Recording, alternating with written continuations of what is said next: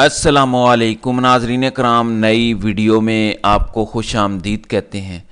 جمعے کا دن کبھی پی ٹی آئی کے اوپر بھاری نہیں پڑا۔ میں آپ کو بار بار کہتا آیا ہوں کہ مخصوص نشستوں والے کیس کا فیصلہ ہر اس جو جج اس فل کورٹ کا حصہ ہے، اس جج کی لیگسی بتائے گا کہ کون کس طرف کھڑا تھا۔ اس کیس کے فیصلے کو صرف آپ مخصوص نشستوں کے حصول کا فیصلہ نہ سمجھیے، یہ ججز کے اپنے سروائیول کی جنگ تھی۔ سپریم کورٹ کے 8 ججز نے، وہ 8 ججز جن کے حوالے سے پچھلے کئی دنوں سے خبریں گردش کر رہی تھی کہ یہ 8 ججز پاکستان تحریک انصاف کو مخصوص نشستیں دینا چاہتے ہیں، یہ 8 ججز ہیں جو پی ٹی آئی کے حق میں فیصلہ دینے جا رہے ہیں۔ ان 8 ججز نے سپریم کورٹ میں یہ جنگ جیت لی ہے۔ قاضی صاحب تمام تر کوششوں کے باوجود، ججز پر دباؤ ڈالنے کے باوجود، ججز کو قائل کرنے کے باوجود یہ جنگ ہار گئے ہیں۔ سپریم کورٹ سے آج سے اب تک کی سب سے بڑی خبر، اب تک کی سب سے بڑی ڈیولپمنٹ سامنے آئی ہے۔ تفصیلات میں آپ کو بتا دیتا ہوں۔ سپریم کورٹ میں کون سی بڑی ڈیولپمنٹ ہوئی ہے یہ بتانے سے پہلے پچھلے چند گھنٹوں میں سپریم کورٹ میں کیا کچھ ہوا وہ بتا دیتا ہوں۔ صورتحال ناظرین اکرام اب لمحہ بلمحہ تبدیل ہو رہی ہے۔ ہر گزرتے پل کے ساتھ کوئی نہ کوئی بڑی خبر، کوئی نہ کوئی بڑی ڈیولپمنٹ سپریم کورٹ سے آ رہی ہے۔ کل سپریم کورٹ آف پاکستان کے 13 رکنی فل کورٹ بینچ کا ایک غیر معمولی اجلاس ہوا۔ یہ دوسرا غیر معمولی اجلاس تھا۔ اس اجلاس کے حوالے سے میں نے بتایا تھا، اس اجلاس کے ختم ہوتے ہی یہ فیصلہ کیا گیا تھا کہ سپریم کورٹ آف پاکستان کا 3 رکنی بینچ، 3 جج یہ فیصلہ سنائیں گے۔ آج 9 بجے یہ فیصلہ سنائیں گے۔ اب یہ بڑا غیر معمولی فیصلہ تھا کیونکہ 13 رکنی بینچ تھا، 13 رکنی ججز تھے، تو پھر 3 رکنی بینچ کیوں فیصلہ سنائے گا؟ جب 13 ججز نے اس کیس کی سماعت کی تو 13 کے 13 ججز کو سپریم کورٹ کے کورٹ روم نمبر 1 میں آ کر فیصلہ سنانا چاہیے۔ کل رات سے ہی یہ چمگوئیاں شروع ہو گئی تھیں، افواہیں، کیا سارائیاں گردش کرنا شروع ہو گئی کہ کیوں 3 رکنی بینچ اس کیس کا فیصلہ سنائے گا۔ انٹرسٹنگلی ان 3 ججز میں ایک جج ایسے تھے جو اس فل کورٹ بینچ کا حصہ بھی نہیں تھے۔ جسٹس عقیل عباسی کو بھی شامل کیا تھا، وہ بڑے دبنگ جج ہیں لیکن وہ فل کورٹ بینچ کا حصہ نہیں تھے۔ پھر ان کو فیصلہ سنانے کے لیے کیوں بلایا جا رہا تھا؟ کل رات کو سپریم کورٹ میں حیران کن تبدیلی ہوئی۔ ایک سپلیمنٹری کاز لسٹ جاری کی گئی، جس کاز لسٹ میں سب سے پہلے تو محفوظ فیصلہ سنانے کا وقت تبدیل کیا گیا۔ پہلے 9 بجے تھا، پھر 12 بجے اس کا وقت کیا گیا، اور اس کے بعد کاز لسٹ کے اندر یہ بھی کہا گیا کہ اب 3 رکنی بینچ نہیں، وہ تمام تر ججز جو فل کورٹ بینچ کا حصہ تھے جنہوں نے سماعتیں کی، 13 رکنی بینچ ہی اس انتہائی امپورٹنٹ کیس کا فیصلہ سنائے گا۔ ناظرین اکرام، آپ کو یاد ہوگا میں نے کہا تھا کہ تحریک انصاف کسی صورت 3 رکنی بینچ کا یہ فیصلہ ایکسیپٹ نہیں کرے گی۔ ان تمام ججز کو سامنے آنا چاہیے جن ججز نے اس کیس کی سماعت کی ہے۔ تو پی ٹی آئی کا یہ مطالبہ مان لیا گیا، 13 رکنی فل کورٹ بینچ اس کیس کا فیصلہ سنانے آئے گا۔ دوسری امپورٹنٹ بات میں بار بار آپ کو بتا رہا تھا کہ ججز میں شدید اختلاف ہے۔ قاضی صاحب تمام تر کوششوں کے باوجود ججز کو قائل کرنے میں ناکام رہے۔ 1 یا 2 ججز کے فرق سے یہ فیصلہ آ رہا ہے۔ پچھلے کئی دنوں سے یہ خبر گردش کاری تھی کہ جسٹس حسن اظہر رضوی جو اس فل کورٹ بینچ کا حصہ ہیں، ان کو منانے کی کوشش کی جا رہی ہے۔ کل رات کو ایک نئی خبر میرے سامنے آئی کہ جسٹس حسن اظہر رضوی جسٹس محمد علی مظہر کے صمدی ہیں۔ محمد علی مظہر قاضی صاحب کے بڑے قریبی ہیں، لیکن جسٹس حسن اظہر رضوی کی جو باڈی لینگویج تھی، جو الیکشن کمیشن آف پاکستان کے وکلاء سے سوالات تھے، وہ کلیئر بتا رہے تھے کہ قاضی صاحب کے دباؤ میں حسن اظہر رضوی نہیں آ رہے، اور ان کے سوالات بتا رہے ہیں کہ یہ پی ٹی آئی کو مخصوص نشستیں دینے کے حق میں ہیں۔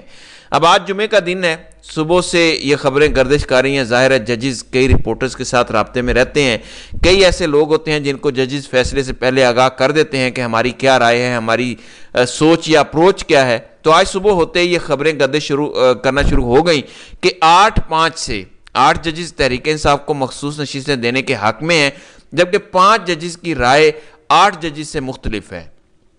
انٹرسٹنگلی ایک اور خبر آئی کہ کل جب فل کورٹ بینچ کا اجلاس ختم ہوا، دوسرا اجلاس جس میں بڑی گرما گرمی ہوئی تھی، قاضی صاحب بڑا چیخ چلا کر بول رہے تھے، تلخ جملوں کا تبادلہ بھی ہوا، حسنات ملک نے بھی اس کو رپورٹ کیا تھا۔ میں نے بھی آپ کو بتایا تھا کہ سپریم کورٹ کا عملہ جو اس کمرے کے باہر موجود تھا اس نے یہ رپورٹ کیا، اس نے یہ بتایا کہ اندر تو بڑی گرما گرمی ججز کے درمیان ہو رہی ہے۔ کل جب یہ اجلاس ختم ہوا تو جسٹس اطہر من اللہ اور جسٹس یحییٰ آفریدی جو آنے والے وقت میں چیف جسٹس ہیں، جسٹس منصور علی شاہ، جسٹس منیب اختر اور اس کے بعد جسٹس یحییٰ آفریدی، تو جسٹس یحییٰ آفریدی اور جسٹس اطہر من اللہ ایک ہی گاڑی میں اس فل کورٹ بینچ کے اجلاس کے بعد روانہ ہوئے۔ یہ بڑا انٹرسٹنگ تھا کہ کل یحییٰ آفریدی جنہیں شک کی نگاہ سے دیکھا جاتا تھا کہ شاید یہ بھی قاضی صاحب کے ساتھ کھڑے ہوں گے، وہ کل اطہر من اللہ کے ساتھ روانہ ہوئے۔ یہ بڑی انٹرسٹنگ ڈیولپمنٹ تھی جو کل رات ہوئی۔ اب سپریم کورٹ سے اب تک کی سب سے بڑی خبر، سب سے بڑا فیصلہ سامنے یہ آیا ہے کہ 8 ججز ہیں سپریم کورٹ کے جو تحریک انصاف کے حق میں فیصلہ دینے جا رہے ہیں۔ 5 ججز کی رائے مختلف ہے۔ انٹرسٹنگلی جن ججز کی رائے ان 8 ججز سے مختلف ہے، وہ ججز بھی حکمران جماعت کو یہ مخصوص نشستیں دینے کے حق میں نہیں ہیں۔ ان کا یہ خیال ہے کہ یہ نشستیں نہ پی ٹی آئی کو ملنی چاہیے، نہ ہی یہ نشستیں دیگر سیاسی جماعتوں کو ملنی چاہیے، جس میں Peoples Party, Noon League, J U I اور کاف لیگ وغیرہ ہیں، یعنی ان تمام جماعتوں کو یہ سیٹیں نہیں ملنی چاہیے۔ یہ بات پچھلے کئی دنوں سے گردش کر رہی تھی کہ اگر ججز یہ کہہ دیتے ہیں کہ نہ سیٹیں تحریک انصاف کو ملیں، نہ سیٹیں حکمران جماعت کو یعنی شہباز حکومت کو ملیں تو کیا ہوگا؟ تو بھی یہ دیکھا جائے گا کہ اکثریتی ججز کی رائے کیا ہے۔ یہ کوئی بھی اگر فیصلہ آ جاتا ہے تو بھی تحریک انصاف کے حق میں ہے، کیونکہ اس ٹائم کلیئر میجورٹی جسٹس منیب اختر گروپ کی ہے، یعنی 7 سے 8 ججز کنفرم اس بات پر متفق ہیں کہ عوامی مینڈیٹ کا احترام کیا جانا چاہیے۔ 13 جنوری کا جو سپریم کورٹ کے 3 رکنی بینچ کا فیصلہ تھا، الیکشن کمیشن نے اس فیصلے کی غلط تشریح کی، لہٰذا اس غلط تشریح کا خمیازہ بھی الیکشن کمیشن کو بھگتنا چاہیے اور ہمیں یہ نشستیں پی ٹی آئی کو دینی چاہیے۔ اب کچھ ججز کہتے ہیں کہ نہ پی ٹی آئی کو دیں نہ حکمران جماعت کو دیں۔ اس کا مطلب یہ ہے کہ یہ فیصلہ بھی تحریک انصاف کے حق میں الٹیمیٹلی چلا جائے گا، کیونکہ زیادہ ججز تحریک انصاف کو سیٹیں دینے کے حق میں ہیں۔ الیکشن کمیشن نے جب یہ فیصلہ دیا تھا تو الیکشن کمیشن کے ایک ممبر نے اختلافی نوٹ لکھا تھا، 3 رکنی یہ بینچ تھا الیکشن کمیشن کا، 2 نے تو سیدھا کہہ دیا کہ شہباز حکومت کو یہ سیٹیں دے دیں۔ اس ٹائم بھی ایک ممبر نے اختلافی نوٹ لکھا تھا، اس اختلافی نوٹ میں یہ لکھا گیا تھا کہ یہ سیٹیں نہ سنی اتحاد کونسل کو ملنی چاہیے نہ شہباز حکومت کو ملنی چاہیے۔ تو کیا سپریم کورٹ کے ججز کی رائے بھی الیکشن کمیشن کے اس ممبر کی رائے سے ملتی جلتی ہے؟